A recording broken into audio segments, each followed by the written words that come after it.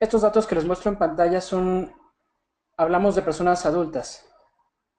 En nuestro país, en México, cada 40 minutos alguna persona se fractura la cadera, pero en el mundo las cifras son incluso más altas que esta y muy probablemente la mayor parte de las personas adultas, adultas mayores quiero decir, probablemente muchos de nosotros si no nos cuidamos también podríamos tener una fractura por osteoporosis.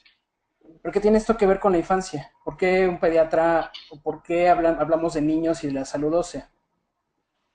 Porque la salud ósea es una inversión que hacemos en los niños. Alrededor de los 25 años logramos un máximo de densidad en nuestros huesos, como si fuera un ahorro que podemos lograr hasta esa edad. Más adelante ya no es posible aumentarlo, solamente se puede cuidar, pero ya no aumenta.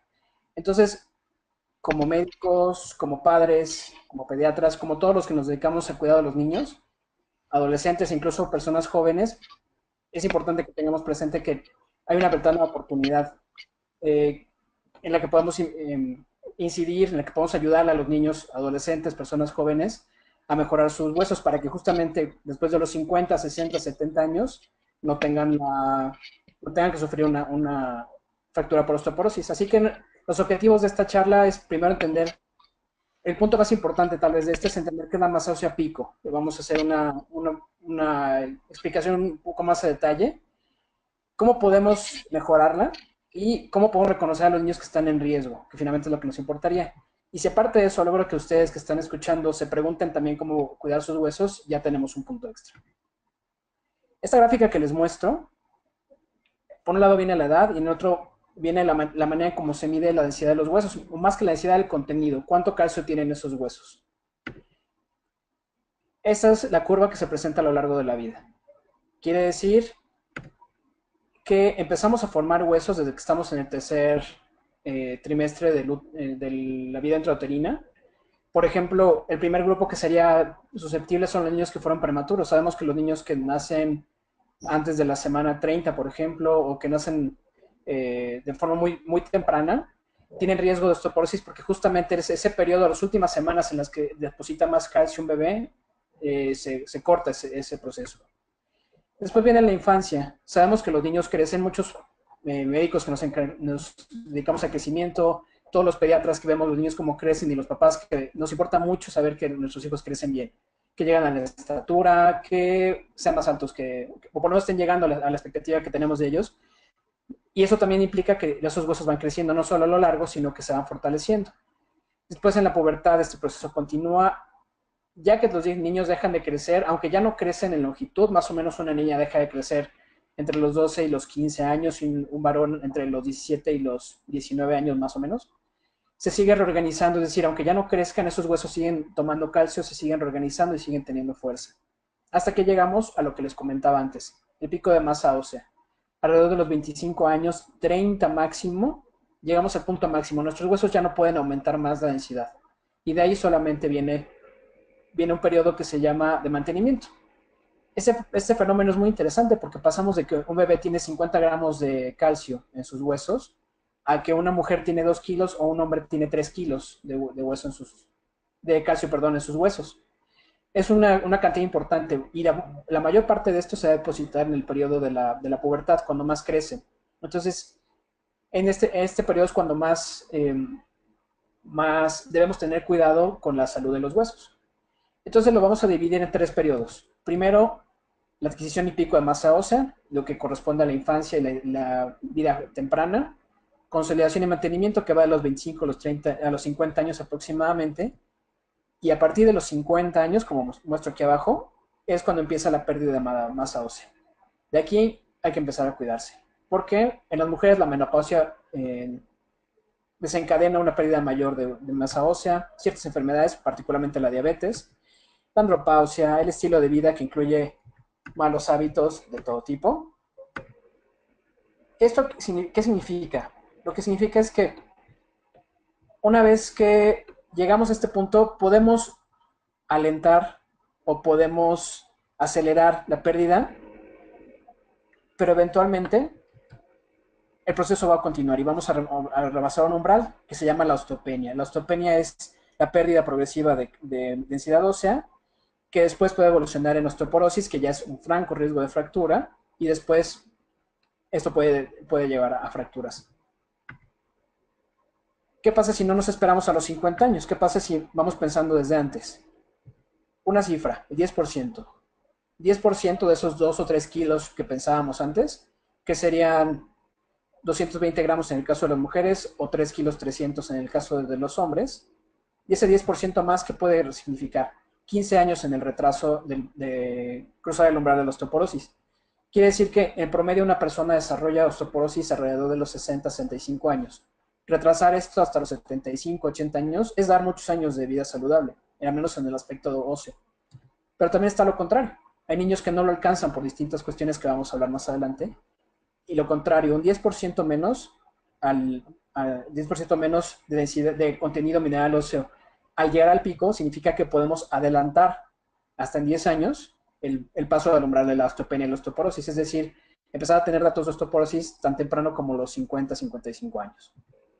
Entonces, ¿qué se trata? En los niños tenemos que invertir para mejorarlo y en los niños que tienen riesgo, protegerlos.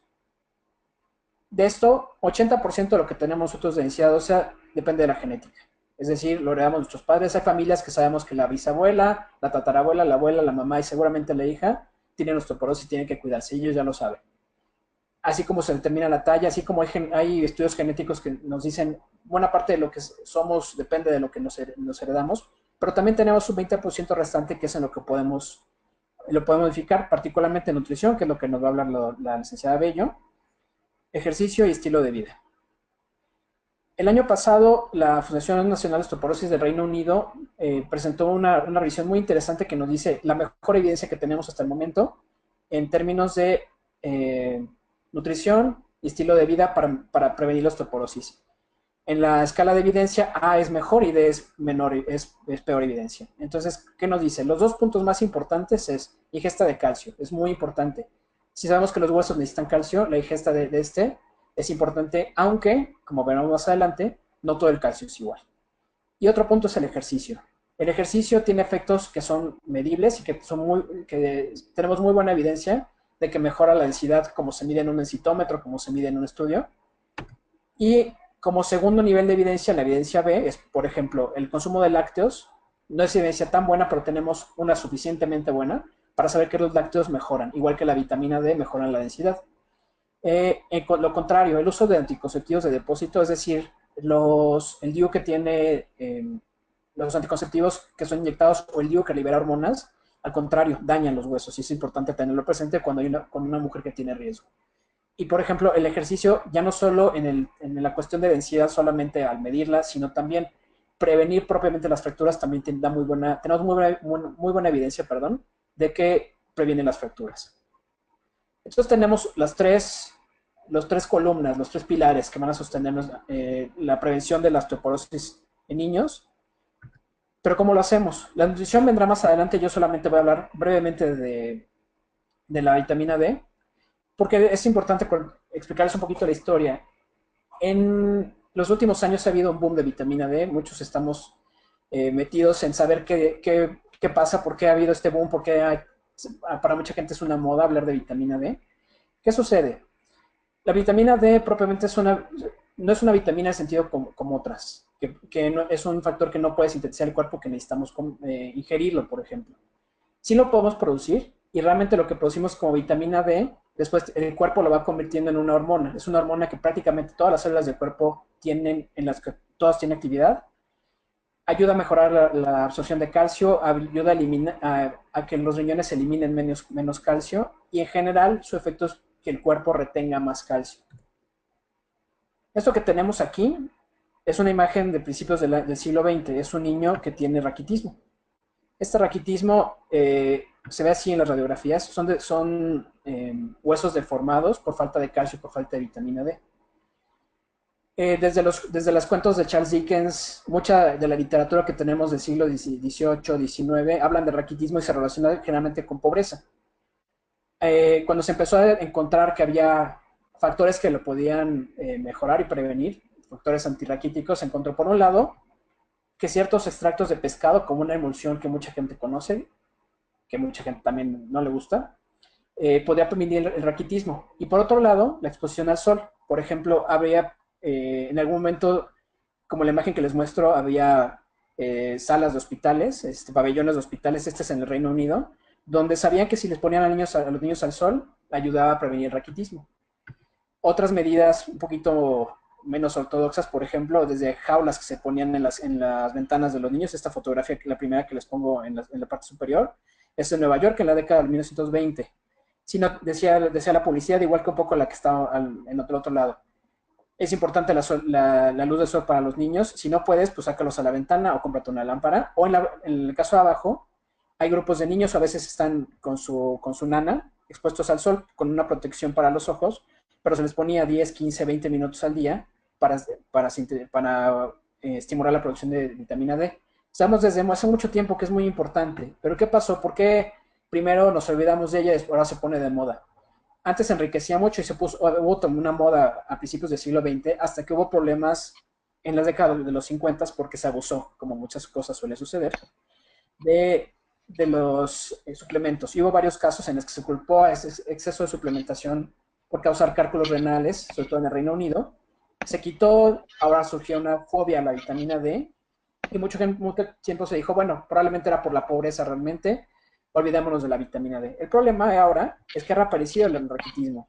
Incluso un consenso que se publicó el año pasado por expertos de todo el mundo, donde dice, hay poblaciones en riesgo, sobre todo la gente que vive, mientras más oscura la piel y más al norte o más al sur, las zonas norte de Europa, en Australia, por ejemplo, en Nueva Zelanda, presentan riesgo de raquitismo. Realmente vuelve a existir el raquitismo y aparte no tenemos que llegar al raquitismo. Hay verdadera deficiencia de vitamina D que puede causar problemas de crecimiento. Prácticamente en todos los continentes, en muchísimos países, se ha detectado deficiencia de vitamina D. Esta gráfica que les muestro es en población general, pero también en mujeres embarazadas, donde es un tema aparte porque precisamente los niños necesitan vitamina D de su mamá, porque es quien se los provee. Entonces, tenemos un asunto que parece ser más serio de lo que mucha gente se hubiera imaginado. Y bueno, en los próximos años sabremos qué pasa con la vitamina D. Una pequeña pincelada nada más. Como papás o como pediatras, ¿podemos sospechar deficiencia sin tener que hacer pruebas? Sí. Lo que muchas veces le hemos llamado dolores de crecimiento y que como pediatras nos enseñaron que era normal, hoy sabemos que es deficiencia de vitamina D. Dolores en rodillas y tobillos que son principalmente en tardes, noches, que son más fuertes después de hacer ejercicio y que es más fuerte en los periodos de brote de crecimiento, alrededor de los 7, 8 años en niños o en la pubertad cuando empiezan ambos sexos. Y se quita con vitamina D y con calcio. Es de alguna manera un síntoma leve, pero importante de que hay falta de vitamina D.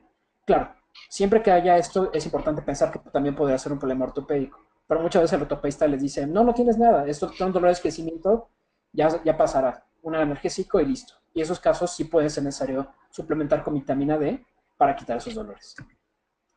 Ahora, sobre el ejercicio. El ejercicio es una parte, otro de los pilares que hablábamos antes, sobre la fortaleza de los huesos. ¿Qué sucede? Nuestros huesos tienen sensores, una especie de red que se parece mucho a una red neuronal que está dentro de ella, de unas células que se llaman osteocitos, que son una red de células que funciona un poco como sensores que detectan el movimiento y sobre todo la carga.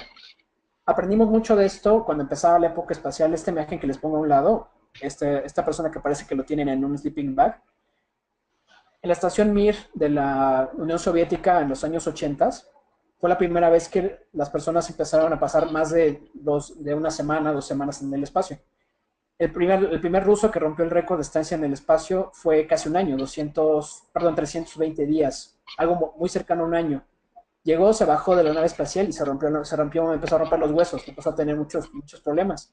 El tiempo que estuvo allá no se ejercitó, perdió la influencia de la gravedad, entonces perdió calcio y sus huesos se descalcificaron tanto que tuvo osteoporosis por estancia en el espacio. Ahora sabemos que este ejercicio es importante. Los niños deben ejercitarse y no todos los ejercicios son iguales. Saltar, hacer ejercicio que ponga en estrés los huesos, que haga que se flexionen, es más, da un mejor impulso, o estimula mejor la producción de hueso, que por ejemplo la gimnasia más que correr, y de todos los ejercicios el que menos estimula los huesos es nadar, porque al nadar no estamos cargando nuestro propio peso. De todo lo anterior, hay una parte que es el estilo de vida que no tiene que ver necesariamente con la dieta, que implica, por ejemplo, los refrescos, el tabaco, el uso de anticonceptivos, como mencionaba antes, y el alcohol, son todos factores que dañan a los huesos y que es importante eliminarlos tanto como se pueda. ¿Por qué? Porque puede haber un problema de absorción, puede haber problemas de calcio, ciertos medicamentos también pueden estar dañando los huesos a los niños, especialmente en estos grupos de niños. Graduados de la terapia intensiva, pacientes que han recibido quimioterapia, receptores de trasplante, quienes tienen algún tratamiento crónico con derivados de la cortisona, como los corticoides, niños obesos también pueden estar en riesgo, o los que tienen algún tipo de nutrición primaria o nutrición de cualquier tipo.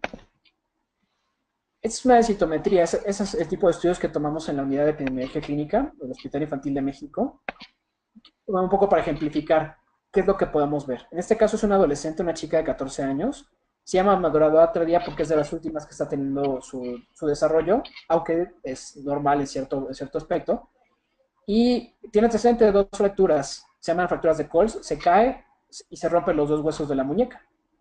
Una cayó a su propia altura, no cayó de una moto, no se cayó en tercer piso, solamente a su propia altura. Y refiere que durante los últimos años tiene estos dolores de crecimiento. Lo que hacemos en el estudio, este puntito que está aquí, es su densidad ósea. Lo acerco un poco más, aquí está. Quiere decir, esta línea negra que está en medio de las dos franjas azules es lo normal, es el promedio. Lo que está en la línea roja es de cuidado y lo que está en la línea por debajo de la zona naranja es que ya tiene baja densidad ósea. Esta chica, por ejemplo, la vemos que no tiene problemas al contrario, no tiene problemas de nutrición, tiene incluso sobrepeso. Y sin embargo, tiene una densidad que está muy baja. Aquí, en esta zona que vemos aquí, dice,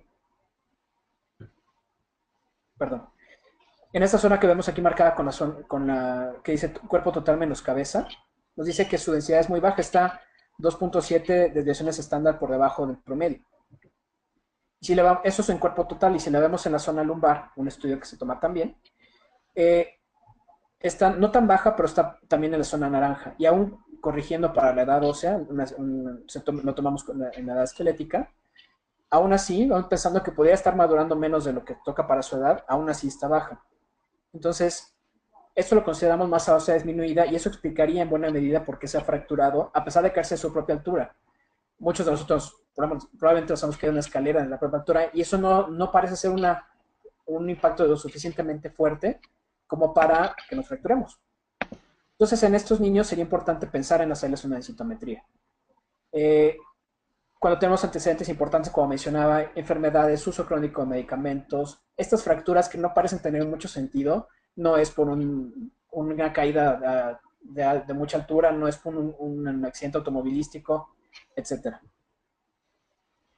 ¿Cómo lo definimos? ¿Qué es la osteoporosis en niños? Es muy diferente del adulto. En adultos, el estudio citométrico es lo que nos da la pauta, pero en niños no. En niños tenemos que tener un Z-score menor de 2, que es como el que tiene esta niña.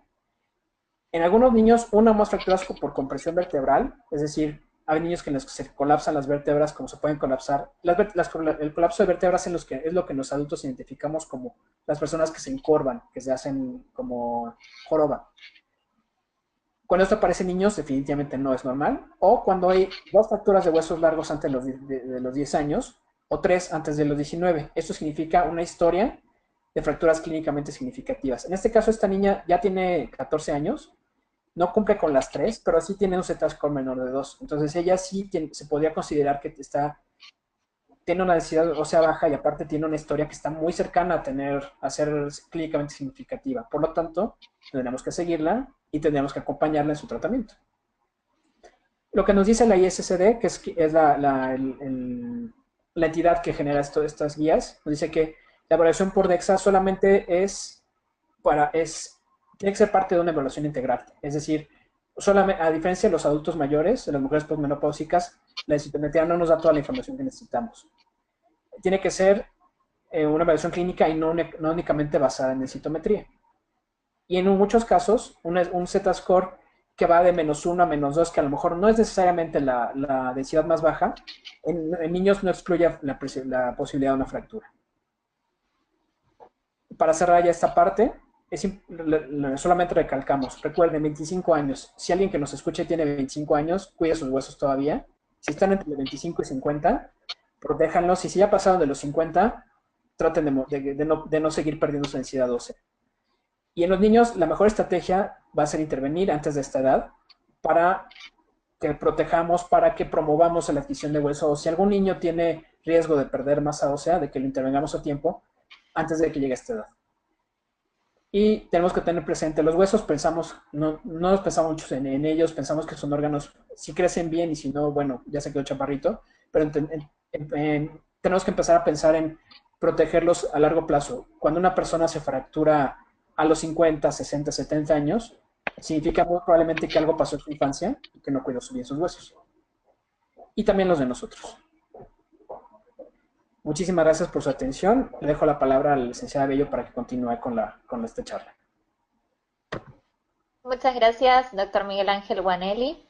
Les recuerdo que las preguntas las vamos a hacer una vez que termine la presentación de la licenciada Bello, más o menos al final de la presentación. Así que pueden ir dejando sus preguntas en el chat o esperar hasta el final para hacerlas en vivo. Comparto la pantalla de la licenciada. Perdón.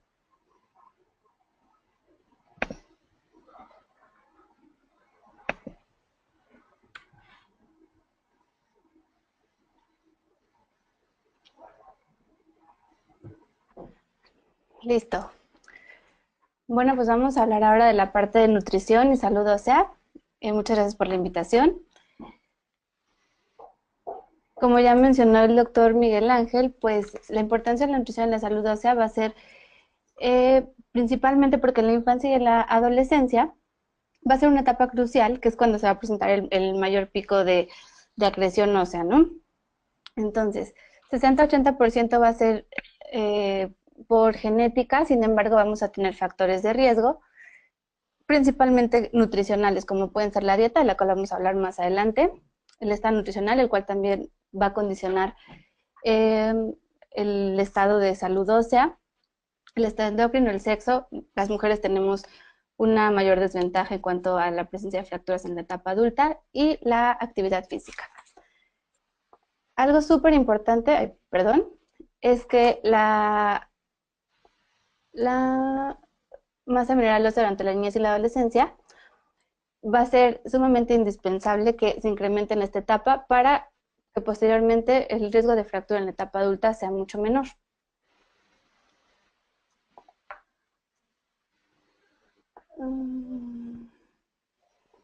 Las funciones del calcio, como bien ya mencionó el doctor Miguel Ángel, va a ser la formación y metabolismo óseo, las actividades de la hormona paratiroidea y la vitamina D, y la unión con proteínas celulares, que va a activar las funciones principalmente musculares de prevención nerviosa y secreción hormonal.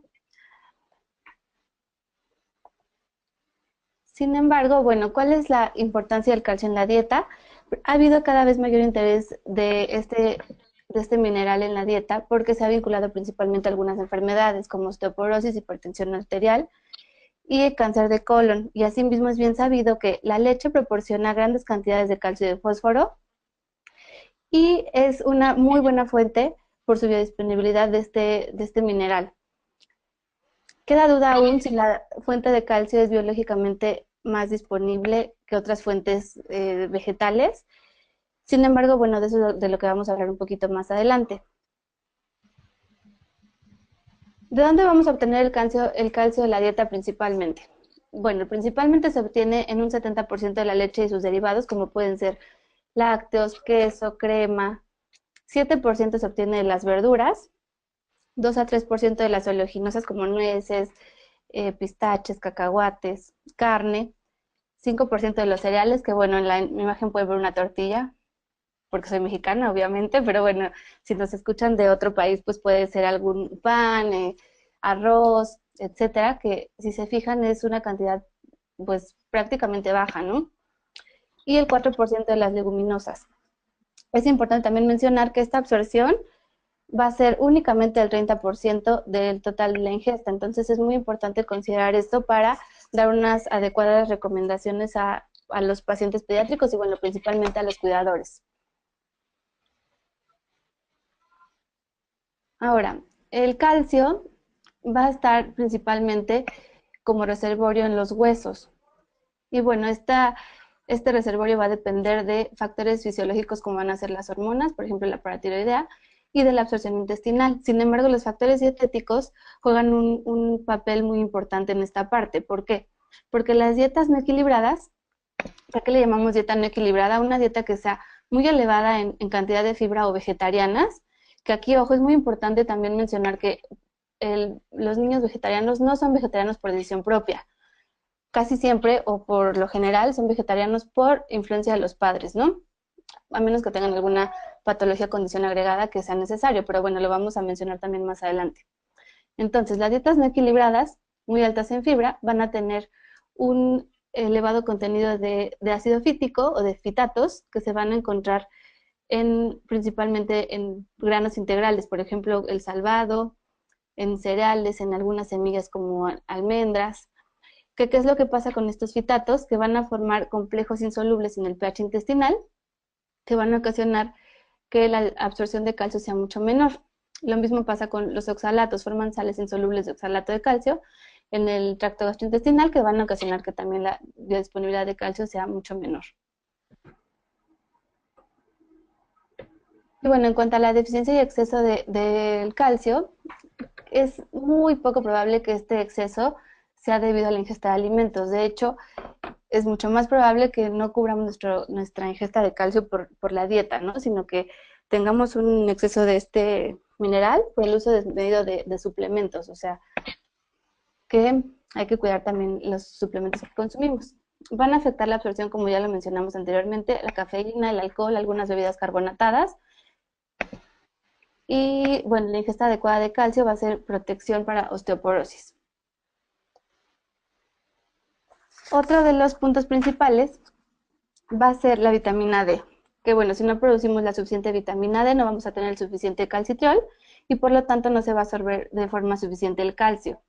Entonces tenemos que tener una ingesta adecuada tanto de calcio como de vitamina D para tener una homeostasis adecuada también del hueso. Al no haber suficiente absorción, pues se van a movilizar las reservas de calcio del esqueleto y este se va a debilitar y va a impedir la formación y el fortalecimiento de los huesos. ¿Cuáles van a ser las fuentes de vitamina D? Principalmente, la principal fuente es la síntesis cutánea, como lo mencionó el doctor Guagnelli, y hay muy pocas fuentes alimentarias, como cuáles, como los quesos, la yema de huevo, el aceite de hígado de bacalao, los pescados, el hígado, y también va a haber otros factores que van a ocasionar que haya una menor producción de esta vitamina D, ¿no? Como va a ser la disminución en la síntesis cutánea por debido a una baja exposición a la luz solar, el uso de bloqueadores. En el invierno no hay tanto sol, por lo tanto pues va a haber disminución de esta vitamina, las latitudes mayores, la vestimenta, usar a lo mejor mangas largas, etcétera, y disminución de la biodisponibilidad como una mala absorción intestinal por alguna patología agregada, el contenido de grasa corporal y el uso de glucocorticoides que va a incrementar el catabolismo. Que bueno, también hay que recordar que hay muy pocas fuentes de vitamina D, entonces aunado a esto, pues también hay que tener mucho cuidado en que nuestros pacientes tengan una adecuada ingesta de la misma. En cuanto a la proteína de densidad mineral ósea, van a ser este macronutriente, las proteínas, va a ser otro nutriente importante para que se presente una adecuada salud ósea. Las proteínas van a promover la formación del hueso y por lo tanto forman casi cerca del 98% de las proteínas total óseas. La literatura reporta que una ingesta alta de proteínas tiene un efecto positivo sobre la densidad y contenido mineral óseo. Y se ha visto también que la actividad física con una ingesta de proteínas de 2 gramos por kilo por día en adolescentes sanos va a lograr un incremento en el contenido mineral óseo con una P de 0.005. Entonces también hay que promover, aparte de las proteínas, el calcio y la vitamina D, la actividad física. Y por el otro lado, los adolescentes sanos que tuvieron una ingesta de proteínas de 1.5 gramos por kilo por día y realizaban actividad física, no hubo cambios en el contenido mineral óseo. Entonces, si se dan cuenta, también las proteínas pueden influenciar la economía del calcio fósforo y del metabolismo óseo. Aquí en esta tablita lo que les quería mostrar es que vean el efecto combinado del calcio y las proteínas en los productos lácteos entre un grupo de intervención y grupo control. Por ejemplo, aquí en el primer recuadro hubo un incremento de 9.9% y 6.6% respectivamente, ¿no? Entre los que consumieron lácteos y el grupo control. En el segundo renglón, no sé si se ve el cursor. Sí, sí se ve. ¿Sí? Ah, gracias. Tuvo un incremento de 2.9%. Bueno, en cuello femoral y también espina 1.5, 4.8. Y esto es en los pacientes que estuvieron en el grupo intervención, ¿no? Entonces, el consumo de lácteos también mejora el contenido mineral óseo y de proteína ambos. Y aquí, este estudio se hizo en adolescentes de Wisconsin. Y bueno, ¿qué se vio? Se vio que una ingesta de más de 4 porciones al día de lácteos se asociaba con un incremento de 0.032 gramos por centímetro cúbico de la densidad mineral ósea en un año. Entonces, es muy importante aquí que qué pasa en la adolescencia. Tenemos que estar muy conscientes que en la adolescencia los pacientes pediátricos ya tienen sus propios hábitos. Entonces, a pesar de que este estudio nos muestra que 4 porciones de lácteos al día se asocia con un incremento en la densidad mineral ósea, también ya hay otros hábitos agregados como pueden ser la ingesta de alcohol, de bebidas carbonatadas, el hábito tabáquico empieza. Y ¿qué es lo importante de esto? Que también es la etapa en la que mayor acreción ósea se presenta, ¿no? Entonces, ahí es como una balanza. Tratar de aconsejar también a los adolescentes que ya tienen sus hábitos formados en evitar este tipo de prácticas y, bueno, y seguir consumiendo los lácteos. También se vio que el alcohol y el hábito tabáquico tienen un efecto negativo en la densidad mineral ósea.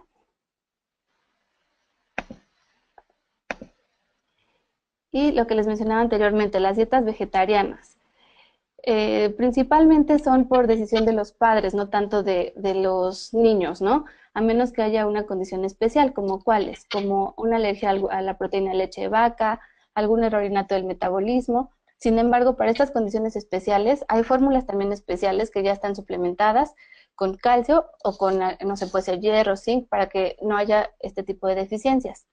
¿Qué pasa con las dietas vegetarianas en la edad pediátrica? Es muy importante no recomendarlas.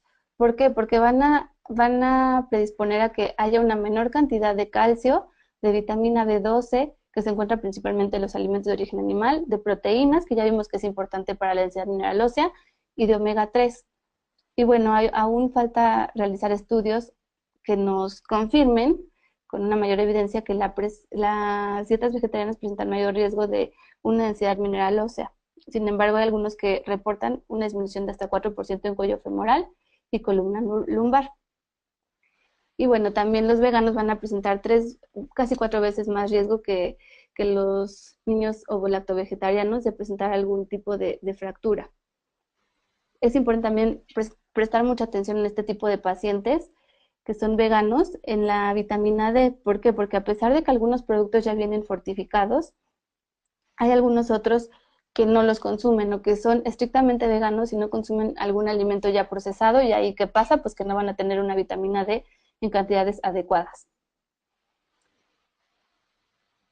Y bueno, en esta tablita que también nos presentan los principales riesgos de nutrimentos que presentan los niños que realizan dietas vegetarianas, entre los cuales se encuentra el calcio, la vitamina D, el zinc, las proteínas y los ácidos grasos. Entonces, únicamente quiero que vean que el comparativo de ambos, por ejemplo, un yogur tiene 368 miligramos de calcio contra una leche de soya fortificada que tiene 299. Pero ¿qué pasa con la leche de soya? O sea, aparentemente parece que tiene un aporte de calcio adecuado, pero recuerden que los fitatos van a hacer que compita con el calcio y va a ocasionar una menor absorción. Entonces, a pesar de que está fortificado, puede que no sea suficiente y la biodisponibilidad de los productos o las leches, bueno, no son leches, se llaman bebidas, eso también es muy importante, que recuerden que se llaman bebidas de soya, de almendra, no las podemos llamar leches porque no vienen de la vaca como tal, ¿no? Entonces, la biodisponibilidad de estas bebidas de soya va a ser mucho menor que las de una leche de vaca. En cuanto a la vitamina D, también presentan mucho menos cantidad. Por ejemplo, una leche fortificada tiene 120 unidades, contra una bebida de soya fortificada 105. Les vuelvo a repetir, aparentemente no es tanta la diferencia, pero la biodisponibilidad es mucho menor. Igual pasa con las proteínas. Un yogurt va a tener 11.2 gramos contra, por ejemplo, frijoles o chícharos 7.7 gramos. La cantidad sigue siendo mucho menor. Y bueno, aquí les puse un ejemplo. Un niño de 4 a 8 años tiene un requerimiento de calcio aproximadamente de 1000 miligramos y un vaso de leche contiene de 280 a 300 miligramos de calcio. Vamos a ver qué necesitarían comer estos niños para cubrir lo que les aporta un vaso de leche, que en realidad es una cantidad muy pequeña, lo pueden consumir fácilmente y rápidamente. Tendría que comerse aproximadamente 100 nueces para cubrir lo que les aporta ese vaso de leche. ¿Por qué? Porque 3 piezas de nueces únicamente le aportan 8.3 miligramos de calcio. Entonces vean la diferencia. O de lo contrario, tendrían que consumir 3 tazas de brócoli. Media taza de brócoli, por ejemplo, aporta 4.4 miligramos de calcio, 40.5, perdón. O tendrían que consumir, ¿cuántas se imaginan de arroz? No nada más son 5, son 50 tazas de arroz cocido para cubrir lo que les aporta un vaso de leche. Media taza de arroz aporta aproximadamente 2.8 miligramos de calcio. Entonces vean la diferencia. Y no nada más vean la diferencia, estén muy conscientes de que los niños es muy poco probable que se acaben 50 tazas de arroz, que se coman tan solo una taza de brócoli o que prueben tan solo 3 meses, ¿no? Entonces ahí es donde tenemos que valorar qué vamos a recomendar, que tome un vaso de leche o que cubra su requerimiento, bueno, ni siquiera el requerimiento, o que consuma 300 miligramos de calcio con esta cantidad excesiva de verduras, de oleaginosas y de cereales. Y bueno, no solo eso, también hay deficiencias reportadas en la literatura, por ejemplo, deficiencia de vitamina B12 en niños con dieta vegana estricta o deficiencias nutricionales en lactantes también en una comunidad vegana estricta o deficiencia de vitamina B12 en lactantes amamantados por mujeres veganas, raquitismo y deficiencia de vitamina D en niños vegetarianos. Y vean, no son recientes, son desde incluso 1985. Y bueno, aquí también hemos visto algunos casos de esas deficiencias, sobre todo de vitamina B12. El doctor Miguel Ángel vio un caso de deficiencia de escorbuto. Entonces, eso continúa, no se ha eliminado del todo. También la obesidad va a ser un factor que va a afectar la densidad mineral ósea. En este estudio, bueno, se evaluaron a 377 adolescentes entre 10 y 19 años, eutróficos, o sea, con un peso normal, sobrepeso, obesidad y obesidad mórbida, y se les realizó un DEXA, y se encontró que el efecto negativo del porcentaje de grasa corporal sobre la masa ósea era principalmente en adolescentes masculinos, es decir, a mayor grasa corporal, el contenido mineral óseo era menor. Aquí, bueno, le falta estudiar más bien un poco la causalidad en este estudio, pero ¿qué consumen principalmente los niños obesos? Consumen principalmente alimentos con alto contenido de azúcar, que estos alimentos con alto contenido de azúcar no contienen proteínas, o incluso pueden ser bebidas carbonatadas, como los refrescos, ¿no? O las sodas. Y bueno, ¿cuáles van a ser las recomendaciones de calcio? Hay que tomar en cuenta que, bueno, las recomendaciones de calcio y de vitamina D se las puse aquí en esta tabla. De 1 a 3 años son 700 miligramos para hombres o mujeres, pero vean cómo va incrementando en la adolescencia a partir de los 9 años y hasta los 18, ¿no? 1300 miligramos, casi es el doble de lo que se debe consumir en la etapa preescolar. ¿Y qué pasa también en esta etapa de la adolescencia? Lo que les mencionaba, que los niños y los adolescentes ya van a tener hábitos formados, eligen qué comen, y lo cual hace que también disminuyan el consumo de los alimentos que les aportan un mayor contenido de calcio. Y bueno, ¿qué hay acerca de la suplementación? Los suplementos de calcio construyen huesos más fuertes. Esta es una revisión Cochrane, que bueno, el objetivo era determinar la efectividad de los suplementos de calcio en la mejoría de la densidad mineral ósea en niños. Se incluyeron ensayos clínicos controlados con suplementación de calcio de 300 a 1200 miligramos por lo menos 3 meses. ¿Y que se encontró? Que no hubo un efecto de la suplementación de calcio en cuello femoral y columna lumbar. Y bueno, el calcio incrementaba la densidad mineral ósea en brazos y cuerpo total en una pequeña cantidad, 1.7%, comparada con los que tuvieron placebo. Prácticamente es mínimo el incremento. Y una vez que los niños dejaban de tomar este calcio, el aumento solo se mantenía en las extremidades superiores. Y bueno, esta revisión concluye o muestra que la edad, el sexo, la raza, la etapa de pubertad o actividad física no hacían diferencia sobre si mejoraba la densidad mineral ósea con los suplementos de calcio. O sea, daba lo mismo dar los suplementos de calcio que no darlos. También no hacía diferencia el tiempo ni la cantidad. Y tomar suplementos de calcio no fue más benéfico para un niño que no consumía suficiente calcio en su dieta contra un niño que sí consumía suficiente calcio en su dieta. Entonces, pues es mejor tratar de dar una asesoría o una orientación nutricional adecuada que le permita a estos pacientes consumir el calcio que requieren día con día. Y lo que les hablaba de las bebidas carbonatadas, las bebidas en la dieta de los niños desde los 6 hasta los 18 años o incluso antes van a desplazar alimentos que van a tener un mayor contenido de calcio, como son la leche o algunos lácteos. Entonces, en este estudio se evaluó la asociación entre la ingesta de los diferentes tipos de bebidas y las variables óseas en niños y adolescentes. ¿Y qué es lo que se concluyó? Que la ingesta de calcio en los niños que consumían este tipo de bebidas estuvo por debajo de las recomendaciones. Hubo una asociación negativa entre las bebidas carbonatadas como las sodas, fueran descafeinadas o no, con el contenido mineral óseo. Y la ingesta de todas estas bebidas se asoció negativamente con la ingesta de leche. ¿Por qué? Porque evidentemente si un niño, el mayor consumo que tienen en su dieta son bebidas carbonatadas o bebidas azucaradas como jugos, ¿qué es lo que va a pasar? Que queda satisfecho y ya no consume los lácteos que le corresponden durante el día, ¿no? Que mínimo tienen que ser 2 vasos de leche al día. Entonces, a esto también se asociaba esta deficiencia de calcio. Y la ingesta de bebidas con cafeína y descafeinadas también se asoció negativamente con la ingesta de proteínas totales.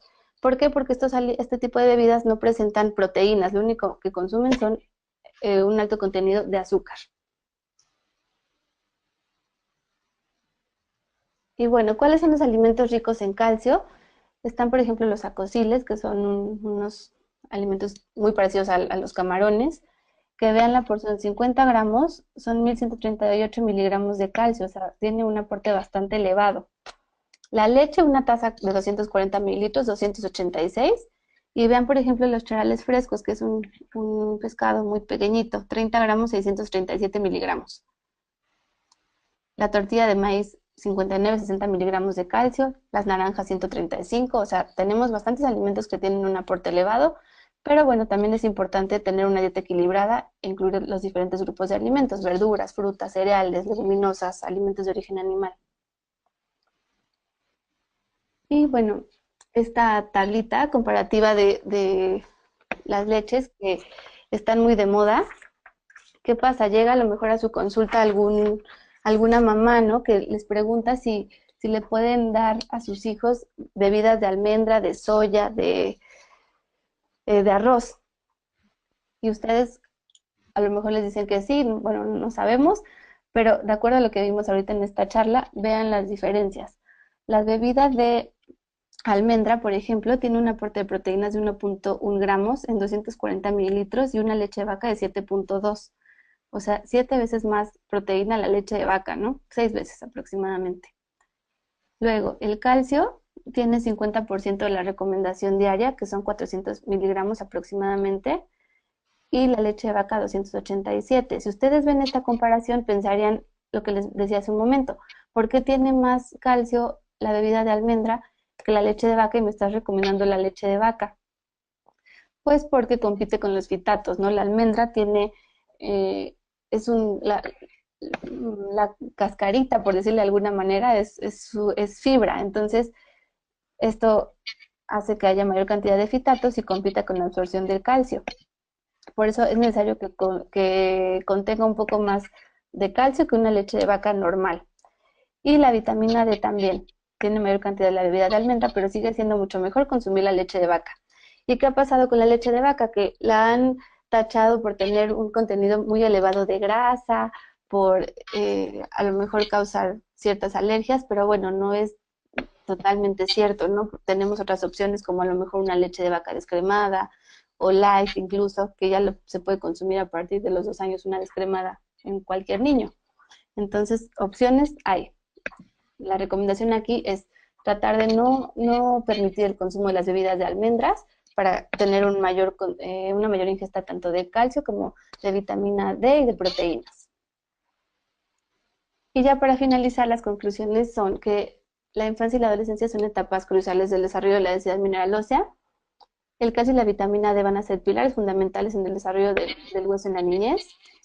Se debe mantener un estado nutricional óptimo y una alimentación correcta, o sea, no nada más pensar que tiene que consumir las 2 porciones de leche al día, sino a lo mejor quesos, obviamente no olvidar las frutas y las verduras, los cereales, las leguminosas. Ya vimos también que la suplementación con calcio tiene un pequeño efecto en el aumento de la ansiedad ósea. Y bueno, no hay duda de que la leche es uno de los mejores alimentos que nos va a proveer grandes cantidades de calcio, y no solo de calcio, sino de proteínas y de vitamina D. Tratar de evitar y no recomendar las dietas vegetarianas, a menos que sea alguna condición muy específica y especial, porque va a haber mayor riesgo para la mineralización de los huesos y no van a proporcionar una adecuada cantidad de calcio. Y bueno, no hay diferencia también en la disponibilidad de calcio de la leche y la mayoría de los medicamentos o suplementos dietéticos. Al final la absorción va a ser entre el 30 y 40%, pero justo porque la absorción es menor, pues debemos de tratar de asegurar que cumplan sus requerimientos diarios.